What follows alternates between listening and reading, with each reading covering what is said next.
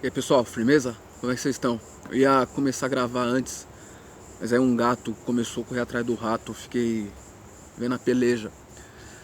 Então, esse primeiro vídeo aí é sobre história, como eu havia falado pra vocês, que eu ia falar sobre história e o tempo, mas eu achei melhor primeiro falar só sobre história, aí depois fazer um vídeo mais específico sobre o tempo, fica melhor aí, principalmente para as criancinhas.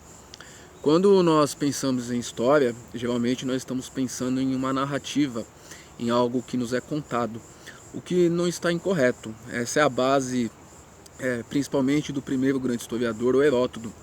O Heródoto ele analisou, ele escreveu muito sobre guerras na antiguidade. Talvez a mais conhecida foi a invasão persa na Grécia. E aí ele, narrando esses fatos, ele procura explicar o que está acontecendo naquele período, o que é um pouco diferente do que se era feito antes, porque você tinha uma narrativa muito baseada nas mitologias, nos mitos. Com Heródoto, com a narrativa, com a descrição, a figura do ser humano ela passa a ser central. Não que não fosse, não que a mitologia ela não registrasse o passado, né? Nós chamamos de poemas épicos. Você tinha o registro do passado, mas não tinha a questão central da figura do ser humano. Essa foi a primeira forma de abordagem histórica, né? A história ela é uma ciência e como toda ciência, ela tem diversas ferramentas, ela tem diversas metodologias. O século da história talvez seja o século XIX, com um alemão chamado Leopold von Ranke. O Leopold von Ranke ele é considerado o pai da história científica, porque ele vai propor uma metodologia que vai se basear nas fontes primárias. A fonte é o principal, a fonte é o elemento. Através da fonte você faz análise do passado.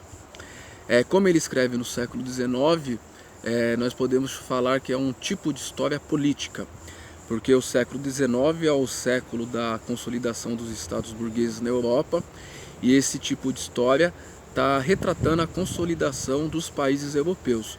Então a história ela atende a uma determinada demanda, ela tem um certo propósito.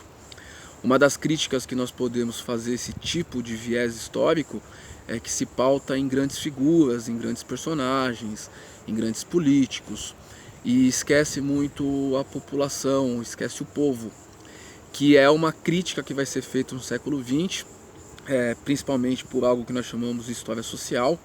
A história social é um outro mecanismo de se analisar o passado. Ao invés de se pensar nas grandes figuras, nos grandes personagens, aí nós estamos analisando as pessoas de baixo, né? É a história vista de baixo. Começa principalmente com a escola dos análises. Tem um historiador britânico que é sensacional, Thompson, ele escreve a formação da classe operária inglesa. Fica muito evidente essa nova forma de se ver o passado através das figuras populares. Então nós temos diversas maneiras de se enxergar o passado. Você não tem uma certa, você não tem uma que é errada. Eu particularmente, eu sou marxista, eu me pauto pela luta de classes. O que o Marx e Engels já disseram no início do manifesto do Partido Comunista, toda a história é a história da luta de classes. O que significa dizer isso? Que quando nós olhamos para o passado, nós temos classes que dominam, nós temos classes que são dominadas. E essas classes, elas possuem interesses diferentes, são interesses antagônicos. E essas classes, elas estão em luta para resolver esses conflitos. E é da resolução desses conflitos que a história se move. O Marx e Engels, eles falavam que a história, o motor da história é a luta de classes. Mas o mais importante nisso tudo é que não é uma análise passiva do passado.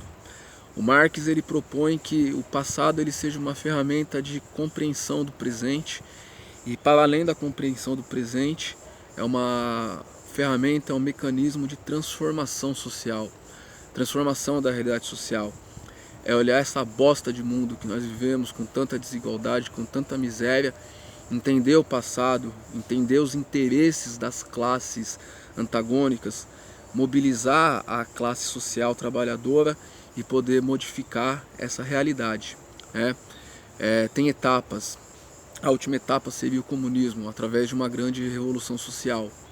Se ele tá certo, se ele tá errado, só o futuro vai poder dizer. Valeu!